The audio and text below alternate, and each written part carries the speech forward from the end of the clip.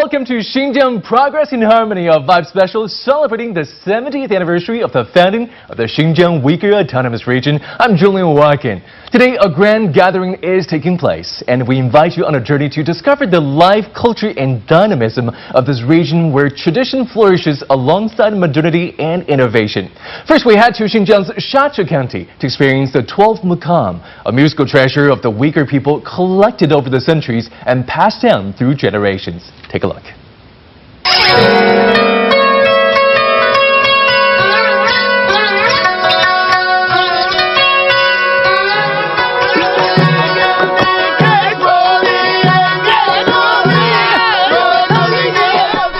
Mukam is a performing art with its roots in the folklore of Xinjiang.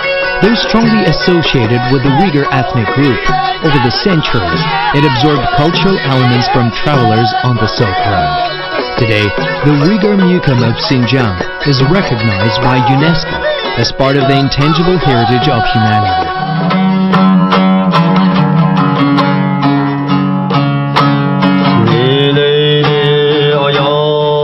The story goes that in the 16th century, Amani Sahat, a royal concubine at the Yarkand Khanate court, made it her life's work to collect Mukam music. She compiled a masterpiece known as the 12 Mukam, which became a form of court music. Ilham Rahim is a celebrated performer of the 12 Mukam. He was born and raised in Shachu, the seat of the ancient Yarkand Khanate and the birthplace of the 12 Mukam. No one works harder to promote the 12 Mukam than Rahim, as a performer, teacher, and compiler of the material for its intangible cultural heritage application. 这就是木卡姆大师阿曼尼萨汗的陵墓。他从小和他父亲和百姓学会了写诗、读书、弹琴。到13岁的时候，他成功的有名的一个艺术家了。他就从百姓里面整理12木卡姆。哦，整理的啊，他整理，他到百姓里面去，到农村各地方去，把他整理出来了12套大型曲目，就叫他12木卡姆。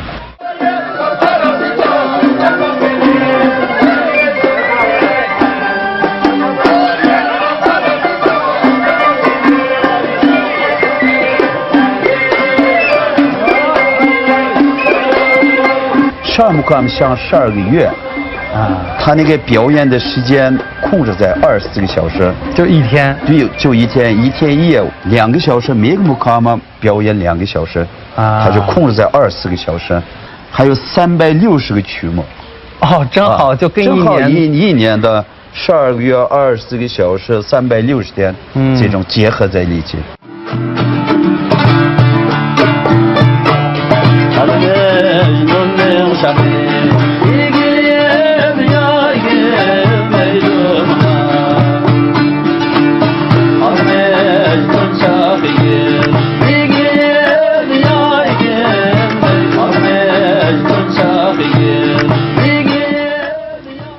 Oh, that's just incredible. 360 songs and 24 hours to complete, the equivalent of a marathon for music.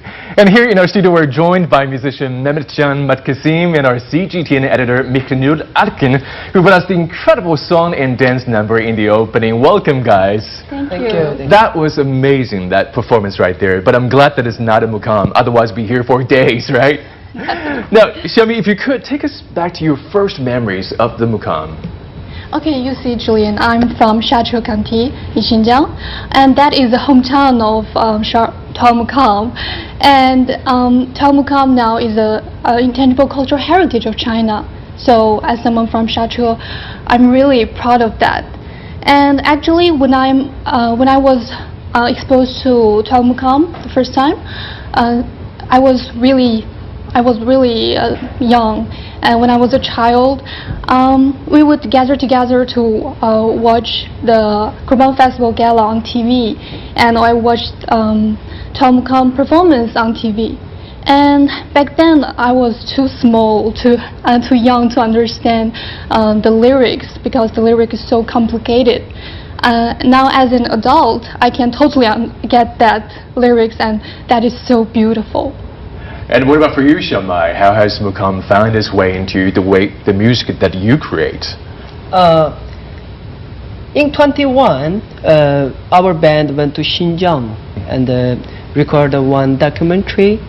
It was the first time I saw the 12 Mukam, and it was very truly impressive. And then we used some 12 Mukam's element in our music. It's so amazing. Speaking of your music, your band is this beautiful mosaic of Uyghur, Han, and Mongolian musicians. How do you manage to create this musical alchemy, that weaves together the really distinct musical sensibilities into something that is uniquely your own? Yes. For us, music is a universal language, and human beings in the world embrace emotion is same. So in our band we impress our emotion, use the different ethnic groups instrument, and it's a very amazing. So music, in other words, is what brings you guys together, and so does dance. And speaking of dance, people say that dance is your first language in Xinjiang. Is that a cliche? Actually, you saw me dancing over there. Yeah. Actually, a lot of people from Xinjiang, especially some ethnic groups, dancing for us is kind of like a required course, because we almost dance at all the celebrations, like weddings, like birthdays, and some festive events. So I remember when my brother got married, and that is really interesting actually. He isn't good at dancing, so he was literally practicing his dance with me the night before his wedding, and because the groom and bride needs to dance for all day in our wedding. So not everyone in Xinjiang can dance, but it's kind of like we need to learn how to dance. Because there are so many weddings in Xinjiang. I hear that you go to a wedding a month. Yes. That is incredible. I tell you, people dance really, really well in Xinjiang at the weddings, and this is an ordeal at the wedding. The union, the groom and the bride, they come together after this dance number of the bride and the groom, each with their bridesmaid, groom's best man, and also the families coming together in this very rowdy song and dance number at the end. It was absolutely beautiful. The highlight of my trip in Xinjiang, in fact. Well, if they say the dance is the heartbeat of people in Xinjiang, then I think Atlas silk is the blood that runs through the region. Next, we turn to a story where ancient heritage meets modern runway fashion. A designer in Xinjiang is taking a fading cultural treasure, the stunning Atlas silk, and not only reviving it for a new generation, but also sharing it with the world. I was recently in Xinjiang to learn about the remarkable journey of Alim Adel. Take a look. It's a symphony of sights and sounds that hasn't changed for centuries, and at the heart of this energy is a fabric as exotic as the land itself. The dazzling Atlas silk. Once a must-have luxury, this intangible cultural heritage was fading into history until one designer decided to re-thread its future onto the global stage. This is Alim Adel, a brand created by a Xinjiang native millennial designer. This shop looks absolutely modern, but I've been told for people who are looking for the quintessential Xinjiang look, this is where they shop. I'm going to a wedding and I wanted to wear something that bears traditional Xinjiang imprints. I've always loved Alim's designs ever since I saw his work on social media, and I've decided to have a dress that I absolutely adore custom made by him. Alim Adel is not only synonymous with Atlas silk and Xinjiang design, he has made Chinese Atlas visible on the global stage.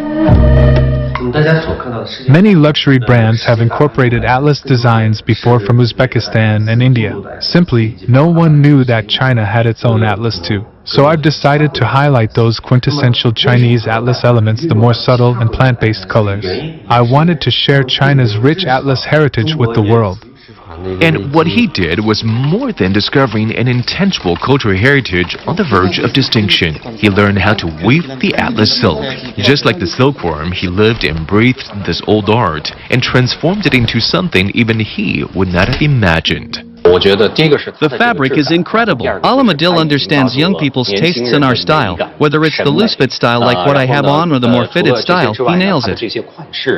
For some, Alim has revived and popularized an old vernacular. For others, he is much more radical. While in search for the soul of Atlas, he has let go of any tags and made it truly universal. I think I never saw Atlas as simply belonging to any one culture or any place, because culture is fluid. Atlas is a gift from and to humanity, and as such, if I could share its beauty with the world, it would be magnificent. Now, in addition to his couture and ready-to-wear, Alim Adel has also introduced home collections, incorporating not only colors and patterns, but also the scents of his native home. Alim's got his clothing line, but also home accessories. We young people love to decorate our house, and his design's so gorgeous and chic, and so here we are.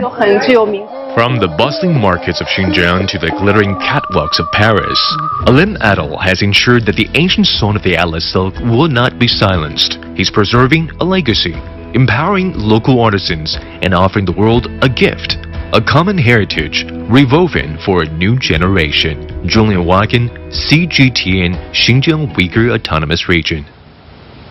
Oh, it is so beautiful. I really miss Xinjiang so much. And when we were in Xinjiang, Xiaomi, you took me to Alim Adel's store.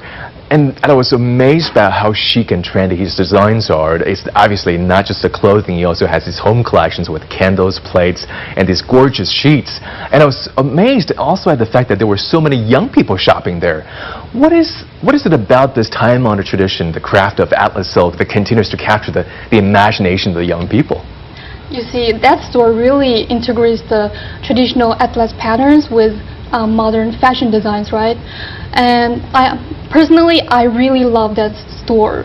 And I bought a lot of Atlas clothing from their store.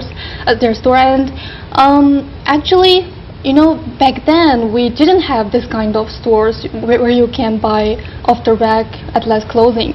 So if you want Atlas dress, you need to buy some Atlas fabric, and you go to a tailor to have a costume dress made.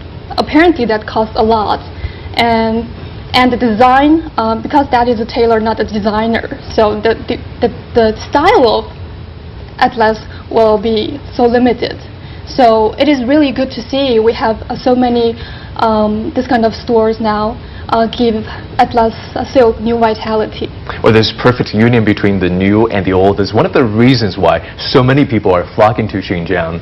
The Xinjiang Uyghur Autonomous Region is seeing a record number of visits this summer. Tourism is soaring, with millions flocking to the region for its culture, food, and scenery.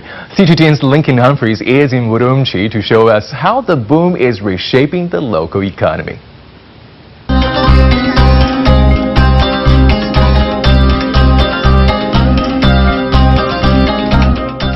In 2025, Xinjiang's tourism numbers are already up 11% year on year. More than 138 million tourists streaming in this year alone already, making it now China's third most popular summer tourism destination. And I'm really looking forward to finding out why. I'm Australian, so coffee is compulsory to start the day, but this is far from any flat white I've ever had. A traditional Xinjiang naan bread fashioned into a clever vessel carrying cultural innovation and a tasty beverage. Solid. Yum, yum, yum, yum. Now fully caffeinated, I'm ready to make my way to discover some more active culture. The International Grand Bazaar in Urumqi is the epicenter. Shops now report full shelves and full cash registers. We do about 1,000 to 2,000 yuan a day, especially in July and August. There are many tourists, and the evenings are especially busy. We're tired, but it's a good kind of tired. Xinjiang's tourism numbers topped 130 million visits in the first half of this year, while total visitor spending hit more than 142 billion yuan. That's almost $20 billion US. Both figures represent year-on-year increases surging past 11%. Tourism has really boosted spending, created jobs, and helped hotels and restaurants grow. Take the International Grand Bazaar area where we are now. It's a clear example. Here alone, cultural tourism has created jobs for more than 10,000 people. I must admit I'm most excited by Urumqi's classic cross-civilizational blends of cuisine. Perching atop the geographic center of Asia, these flavors bend the taste buds from east to west. A journey pleasing to the palate, plus easy on the eyes and hip pocket. I spent 14 days in Xinjiang. It's so beautiful. The food was great, it was a lot of fun, and the scenery was amazing. I'll definitely go back to explore more. I'm from Wuxi in Jiangsu province. Prices here are pretty affordable, not expensive. I had a great time in Xinjiang and will come back. Patently growing in popularity with domestic tourists, the next challenge for this frontier city is attracting more international visitors. Our goal is to build Xinjiang into a world-class hub on the Silk Road economic belt, attracting more overseas visitors through innovation and new infrastructure. I've been fortunate to experience a wide variety of China's cultures and cuisines, but Urumqi is distinctly unique. A colourful and constant soiree of sublime tastes and textures. The hearty meals, gorgeous blends of history and innovation, plus very healthy hospitality, are leaving my heart just as full as my stomach. Lincoln Humphreys, CGTN in Urumqi, Xinjiang Uyghur Autonomous Region. Well, you can tell Lincoln there really had fun. I was in Xinjiang for a week, but I didn't even get to try that coffee and a naan snack. I mean, it is understandable because Xinjiang is so vast. It takes hours to fly from one end to the other. So, Xiaomai, what are some must-visit places that you would recommend to people, first-time visitors to Xinjiang?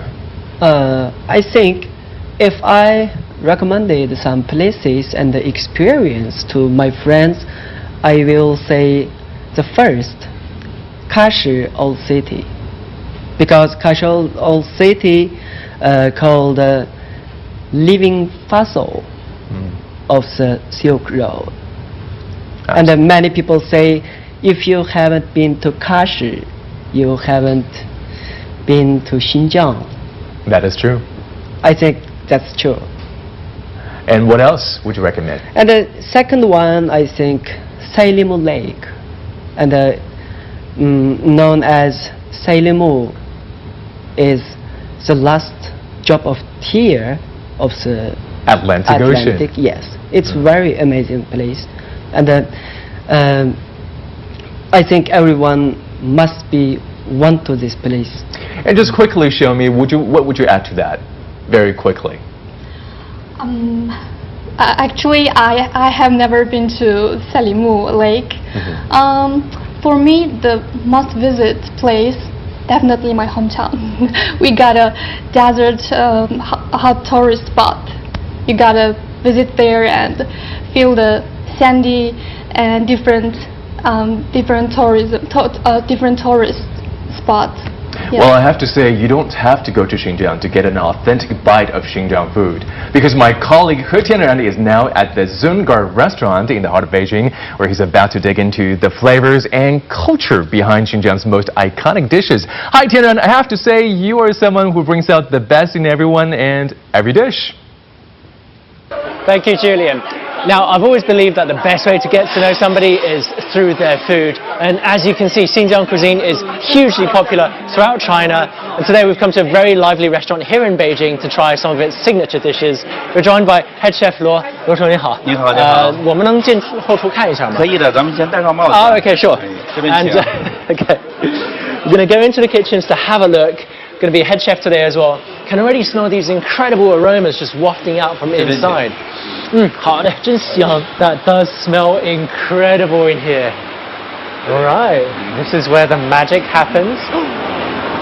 We've got the lamb skewers, one of my favorite dishes, honestly. Oh, the smell of lamb grilled meat is incredible in here. 这里边是什么呀？对，这是我们用新疆特色原材料制作出来的抓饭。Oh, we've got this nice big pot of pilaf. I am so hungry already.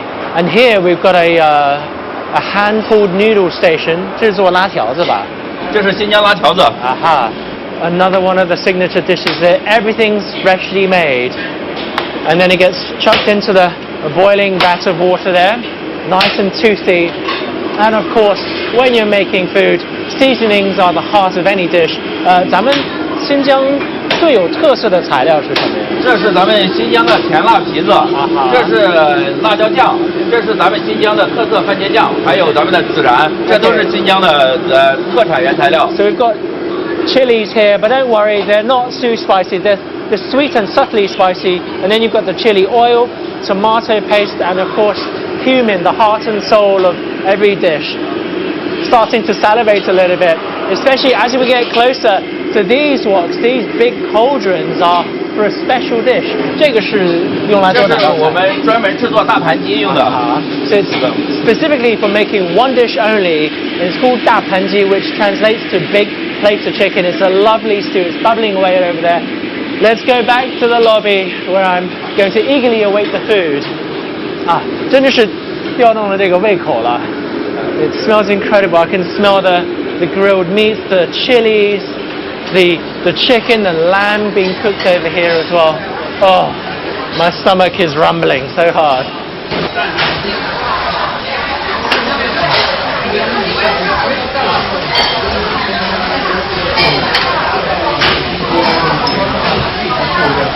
Look at this feast. So, quick introduction. This is naan bread, very popular across Xinjiang as a staple food, and it traces its roots back to nomadic traditions when people move from pasture to pasture, very easy to carry. Of course, here we've got the lamb skewers. They're grilled on a branch of red willow or tamarisk, which grows very well in the arid regions of Xinjiang. And always I ask for extra cumin. This is a spice that actually came along via the Silk Road and really took root in Xinjiang. And I love my lamb nice and cuminy because it just adds so much more aroma. Oh, that's wonderful. It's smoky, it's got that lovely charring, super juicy as well. And I wanted to bring your attention to this. This is pilaf, or pilau, or plov, depending on where you're from. But this is a dish that's very popular across the world, especially in Eurasia. And it feels like everyone has their own recipe, but here they've used Xinjiang's local yellow carrot, which also grows very well there, and it's particularly sweet due to the high temperature difference. For example, in summer, at noontime, the temperature can reach upwards of 40-50 degrees Celsius, while at night it can go down to 20, which makes these carrots great for pilaf. Oh, wow. It's almost like a sweet potato. And lastly, but of course, very important dish here, the big plate of chicken. This is a really interesting fusion dish that was born in the 80s when rail and air travel wasn't as convenient. People would get around on long distance buses, and these were born in roadside restaurants, and everyone kind of brought in their own ingredients. So here the chicken is local Xinjiang chicken. We've got potatoes from Gansu province. We've got these lovely al dente noodles that are popular across northern China, and of course you've got this chili oil, which looks like it's something that you get in Sichuanese cuisine. Oh, that was wonderful, so tender. A little bit spicy, a little bit numbing. Oh, but incredible.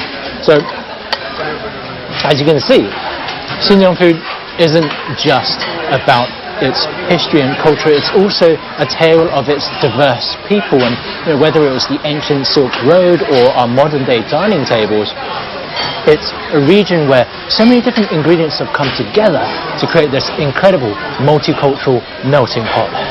Time to dig in. Well, that looks absolutely mouth-watering. Thank you very much, Tianran, and we'll let you thoroughly enjoy your meal. Meanwhile, we're joined in the studio by Mr. Chu Qian from Minzu University of China. Welcome, sir. Thank you. Now, Professor Chu, I know one side of your family actually hails from Xinjiang. So what are some of your fondest memories of Xinjiang growing up? Well, I think this is a bittersweet memory for me to be a Xinjiang kid. Well, as a Xinjianger, I think when I was a kid, I think Xinjiang was not really such a prosperous area as today. well, we've been savoring all kinds of the desert, big winds, all kinds of not so rich poverty memories. But hey, people are so rich in optimism. Everybody is so happy. We're dancing. We're having the great food. And guess what makes us happy? Is this kind of harmoniousness. Everybody are living together. We're kind of like culture blind.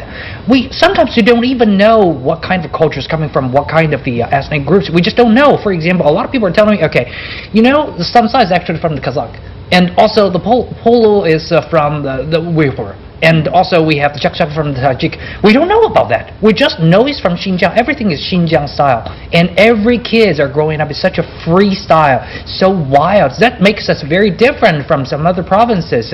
Well, we can stay very respectable, but also we can go wild, singing and dancing. A lot of people saying that, England people are not so good at the singing and dancing, but hey, go to Xinjiang. Everybody can sing and dance, no matter where you're from. So I think this really gives us a really good memory and a great experience to grow up in such kind of a place. Well, be sure to save a dance number for you at the end of the show today.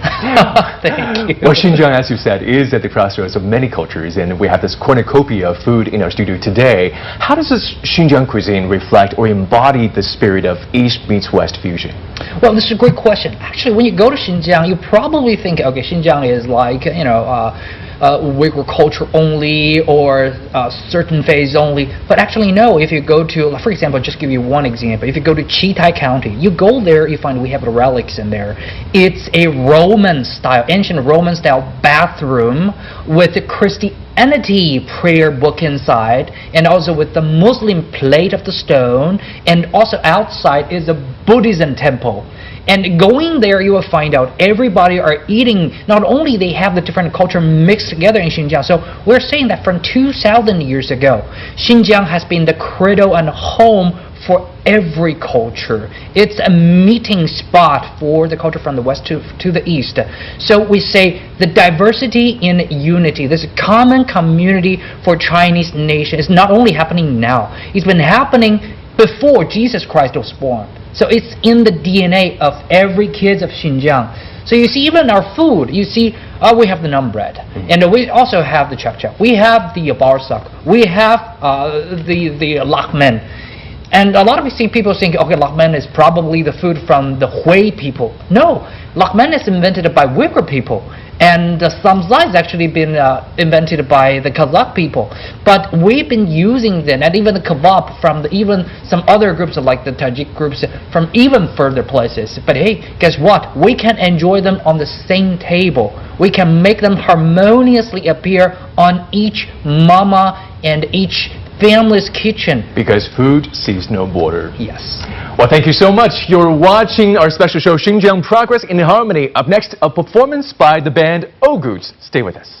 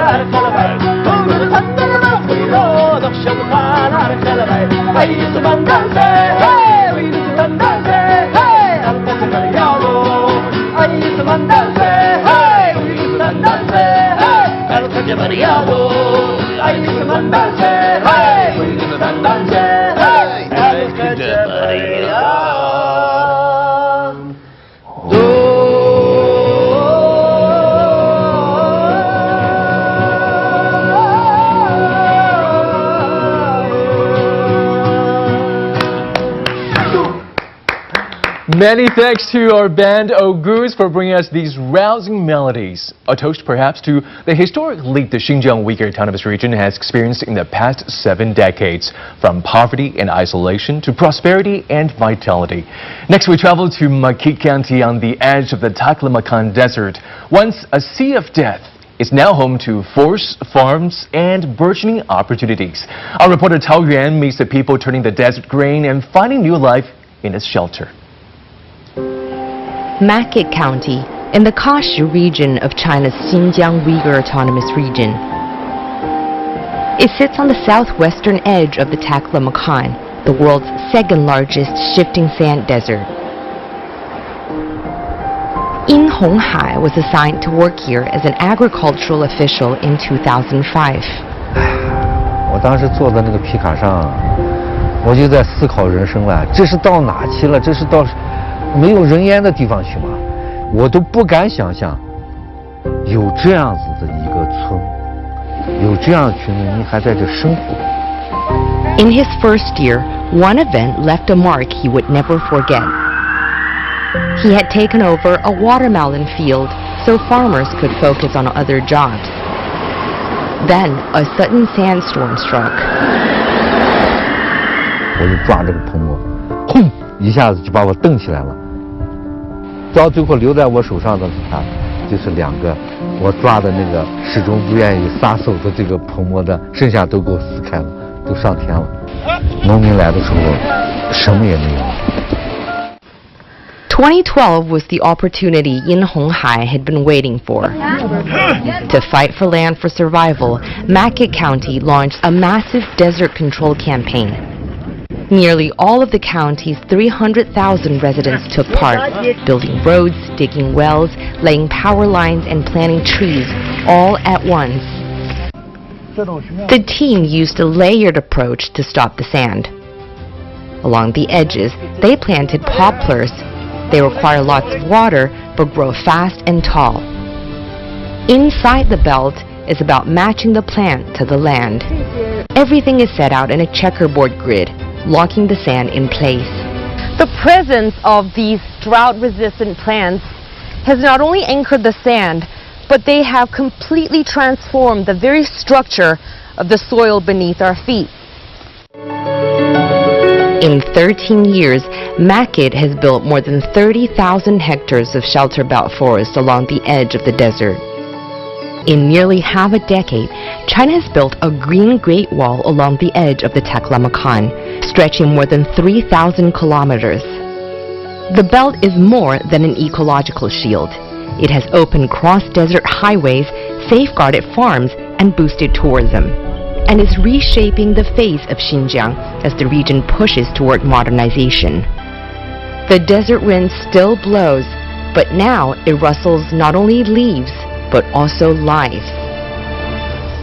Taoyuan, CGTN, Makit County in Xinjiang Uyghur Autonomous Region. Next, a heartfelt story of two families bound by the land captured in the award-winning documentary Fabric of Lives.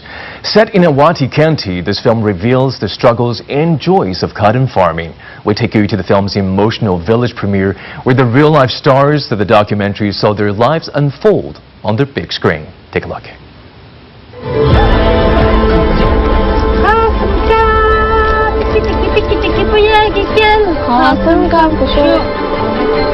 In Awati County, Xinjiang, cotton isn't just a crop. It's a family's heartbeat and their bread and butter. The documentary Fabric of Lives follows two families, Zhaoqian and Arkin, through a year of back-breaking labor, unexpected setbacks, and quiet victories.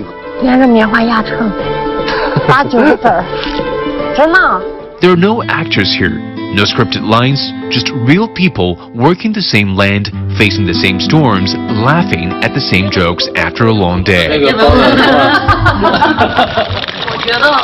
For me, the most important thing about taking part in this film is to show people that this is our real life and our real emotions. I get emotional when I watch it now, and I'm sure when I watch it again.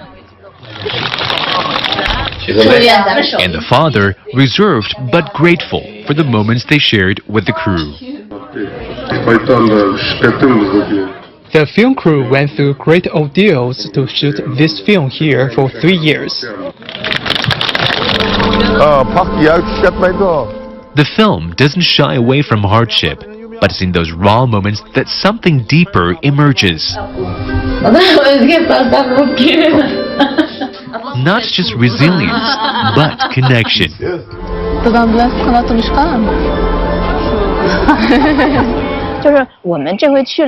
We didn't come to tell a story, we came to discover and listen what their life was like. What we learned was a different way of living, and though we often didn't speak the same language, by the time we finished filming, we had a heart-to-heart connection.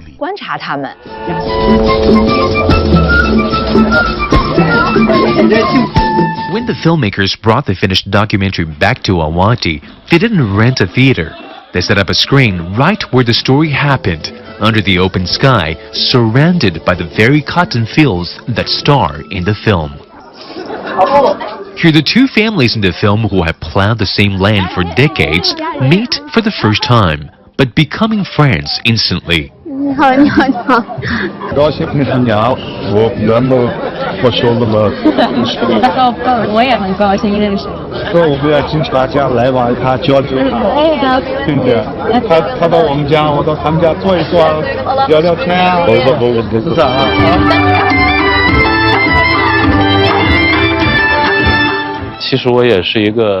I saw this film for the first time, it moved me too to see these families who have been writing this script with their calluses for generations. But they also have a very upbeat attitude about life.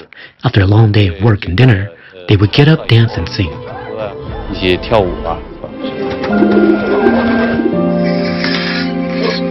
And that's the quiet power of this film. No grand statements, just life as it's lived. Messy, exhausting, and beautiful. Proof that the fabric of life, be it the film or life itself, doesn't need a script. They grow like cotton from the ground up. A beautiful documentary. Go and check it out if you can. Now, Xiaomi, you grew up in Xinjiang. I'm curious, over the years, what are some noticeable changes that you've observed in its natural environment in Xinjiang? You see, I'm from Shache County, as I just told you. Actually, the Shache County is right on the edge of the Taklamakan Desert. So, in my childhood, we would experience very severe sandstorm almost every springtime. So, when I was little, I remember we went to school in such a severe weather. We always cover our nose and mouth with mask or scarves. Yeah, and that is really hard to live normally in that kind of bad weather. But recently, when I in my recent homecoming visits, I find a noticeable changes about my hometown. The weather is not that bad anymore. And now people can actually go out there and enjoy the sun, and even go picnic on spring times. So that is really good to see. And I don't live there. I don't live in Xinjiang anymore, but my parents, my whole family live there. So I'm really happy to see that kind of good changes. And I know instead of avoiding the sands, now people are going to the desert to chase after the sand because it's become such a hot, popular tourist destination. And Professor Chu, from agriculture to aquaculture, what are some, these improved ecological changes? How has that directly translated into a better quality of life for people there? Well, absolutely a lot. If you go to Xiachu, for example, like Xiaomei just mentioned, those people are really optimistic. Probably we've all been seeing the sandstorms, smuffing our mouths and ears, but Xiachu people are always happy. This is a cradle and the birthplace for the Sanem and also the 12 Mukam. So the most happy music and the gathering of all over Xinjiang has been even there, even against the bad weather. But now everything changed because we've been chasing the desert. We try to pave all the grass into the desert with just a straw, with a social grass, so we can solidify all this sand and then make them into the fertile land. So right now in Xinjiang, basically for the corn, the wheat, for the barley, for the sorghum, and every kind of course for the pomegranate and the grapes, our yielding is top of the world, second to none. And also more than that, I think this is the funny part. Actually, we can grow, besides the agriculture and the livestock raising, we can also grow fish inside of the desert, because we used to have the salt lakes and we used to mine the salt lakes, and we find out how can we still continue to utilize this salt lake. We found, okay, salty water, hey, we can translate it into seawater. So we can raise the fish, sea fish, inside of it. So right now if you go to Xinjiang, we have the salmon, we have the abalones, not only be consumed in China, but also shipped to the ASEAN nations and the Japan. Hey, they have oceans, come on.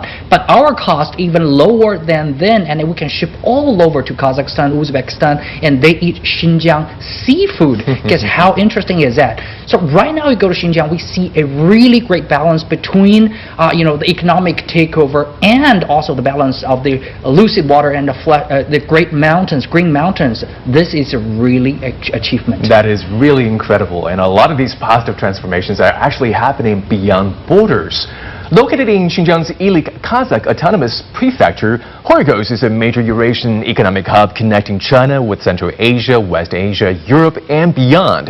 Here, the China-Kazakhstan-Horgos International Border Cooperation Center, which straddles the two countries, has become a popular tourist destination.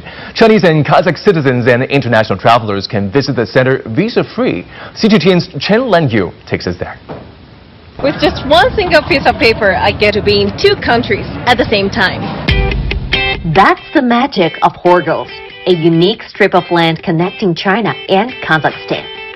And right at its heart, a duty-free, visa-free zone where people and goods flow as freely as a bird in flight. This is the Horgos International Cooperation Center, China's first cross-border economic zone established with another country. It allows citizens of China and Kazakhstan, plus international travelers, to enter visa-free by using their passport or ID to get a one-time entry permit. Here you will find a sprawling marketplace with more than 5,000 shops, selling products from over 40 countries. Okay, so we've got iced tea from Armenia and crackers from Kazakhstan. If only I had brought a bigger suitcase with me. Bordering Kazakhstan, our cooperation zone boasts a wide array of Central Asian delicacies. The tourist peak season runs from June through September, and visitors can enjoy duty-free products priced at least 30% below regular retail stores. But it's not just tourists who find great deals. Business owners also flock here for the exceptional opportunities. During my visit, I met Dina Yerbor, a Kazakh shop owner and a frequent visitor to the center.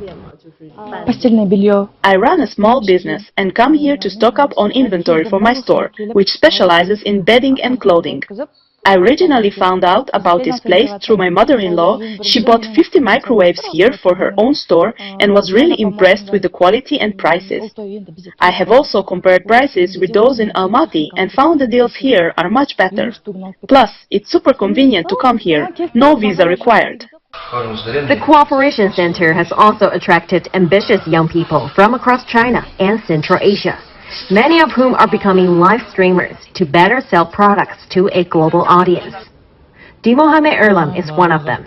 He told me that a package from Horgoz to Almaty, the largest city in Kazakhstan, can arrive within 24 hours. He also enjoys being able to engage with customers online, as well as meeting them in person. This great atmosphere, not only Kazakh country, also Uzbekistan and Kyrgyzstan, also Turkmenistan, so more countries interested. People is really good in conversation. Mohamed has already gained 6,000 followers in just 5 months here, and is confident he can grow even further. His determination reflects the rapid development taking place across Horgoz. In the first half of this year, cross-border e-commerce trade in Horgoz reached nearly 29 billion yuan, or about $4.1 billion, a staggering 889% increase year-on-year. To further accelerate trade and people-to-people exchanges, the Cooperation Center has been continuously introducing new measures to optimize the entrant experience. As of the end of July, passenger traffic at the Cooperation Center has exceeded 5.95 million, a 65% increase from the previous year. From a simple border city to a dynamic bridge for commerce and culture, Horgoz has developed itself as a vital hub for China's connectivity to Central Asia, West Asia, Europe, and beyond, continuing the spirit of the ancient Silk Road for a new generation. Chen Lanyou, CGTN, Xinjiang Uyghur Autonomous Region. Xinjiang is becoming more open and inclusive than ever before. Senior officials from Serbia, Belarus, Tajikistan, Russia, and Germany recently shared with us their impressions of the region, noting China's practical efforts in fostering inclusive growth and regional cooperation. I was truly surprised by the high level of development in Xinjiang, and a special impression was visiting your companies here. We were visiting some company who is producing gloves, the high quality gloves for construction workers. And also we visited a company who is making lavender based products. So I was impressed by all of them, by their dedication, professionalism and technology they use, which was something I have never seen before. And of course, at the same moment, I saw many minorities, many ethnic groups, many ethnic communities living together and respecting each other and being included in political and social life, which is very important for me. We had some sightseeing, which was very impressive. And we've seen some really beauty of Xinjiang, visiting mountains and visiting these lavender fields. So it all impressed us, and we wish to people of Xinjiang peace, prosperity, well-being, and we look forward to further strengthen our bilateral and inter-regional cooperation. You know, I'm coming from the family of teachers, and I'm a teacher by my profession. I've never seen so many universities. We were taking a cab across the town, and I just point at one building. What's this? This is a school and university, and the next one is a school of arts. It's just amazing. This is how you guys care about the youth. And this is all about manufacturing, production, pushing economy, but it all starts from the school ground, and I'm just amazed. Xinjiang is far away from Beijing, but it's very well developed. Infrastructure are very well. This region is a garden. Yeah, it's just like a paradise. Yeah, Uyghur, Kazakh, Chinese people live together, and it's good to see how developed this region by the Chinese government. So we have been honored to be here to represent the parliament of our country, Congo-Brazzaville, that I represent today.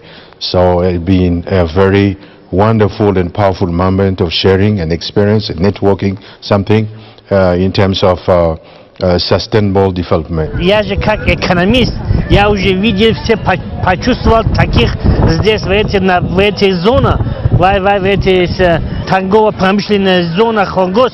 Основное ворота Китая для Центральной Азии, для России и для Европы. выставки все производственные товары входят за границей через эти основной, очень красиво, очень впечатленно. Well, as we can see, Professor Chu, a lot of international travelers are coming to Xinjiang to see the region for themselves for the first time. Now, as in your line of work, you receive a lot of foreigners and students as well. What are their feedbacks and reactions? Oh, I think the feedbacks are great. Actually, they feel they've been lied. A lot of students of mine, they actually been used to be studying in the Xinjiang University or Xinjiang Normal University. They say, before we come here, we're thinking, okay, this is probably a place been surveillanced. And also, they're probably a police state, or it's been, people are just very conservative, or have lots of the things concerning to all kinds of the security issues. But hey, when they come here, they say, this is probably the freest place they have ever seen, just to go to Uyghur bars, just to go to the pubs, just to go to all kinds of museums, libraries, concert. They will find out in Xinjiang all kinds of the culture, the diversity, in this unity, in this kind of harmoniousness. They will never see in any other places. So, and this kind of the experiences about the food, about the music, about the culture, about the language, and everything enrich their lifestyle. When they go back home, they say, okay, we've been lied. You should go to Xinjiang to see for yourself how rich and how friendly and how open this place is representing the whole China. This is just a epitomization of the new China, a modernized China with new quality production forces, with the leadership of this, the Gongchandang, the CPC. So it's the place you really need to go. Otherwise, you're wasting your life. Always tell me, for somebody who lives inside of Xinjiang, how does Xinjiang feel connected to the outside world, to the wider world, aside from its obvious geographical location? You see, actually, there are a lot of food. Is similar to the Central Asia countries, like polo, samsa, and also like we mentioned before, the Atlas clothes. Atlas clothes not only worn by Uyghur women in Xinjiang, they also very popular in Silk Road countries. So that is one aspect, and the other thing is I can feel the international connection in linguistic aspects. You see, actually there are a lot of words are quite similar in Uyghur and the other languages, like banka. Bank in Uyghur is banka. Ooh, that's good to know. Similar, right? You can find a bank everywhere you go around the world speaking Uyghur. Yeah, I don't need to learn the word bank. I just know the Uyghur version of that. Okay, and what else? Like gas, in Uyghur we say gaz. Wow. Yeah, and also like energy, we say energia. So that is quite similar. How about we take a guess? You give us a few words, and obviously this is going to be a little bit easier for Professor Chu, since he had his share of Xinjiang upbringing. But let's try it anyways. Okay, that's going to be fun. Compass. Compass. Wow, that's compass, right. Yes. Very smart. Wow. Yeah. Yes, Julian, yes. You're great. You're really good at this. Really smart. Yeah. Give me another one. Okay. How about doktor? Daughter? No. Doctor. Yes. Doctor. Yeah. Okay. Fabulous. Well, thank you. Wow. Well, give us a hard one. One last hard one. Okay. Yeah. Optomatic. Optometry? No. Automatic. Automatic. Automatic, right? Wow, wow, wow. Well, thank you so much, Xiaomi, for these wonderful revelations. It's going to make it so much easier for people who are deciding to come to Xinjiang, because a little English goes a long way. As the journey today comes to a close, we're left with a powerful and simple truth: that beneath the beautiful diversity of our customs and cultures, we all share the same roots and speak the universal language of laughter, aspiration, and music. I'm Julian Walken in Beijing. Thank you for joining us, and rightly, we let music have our last word.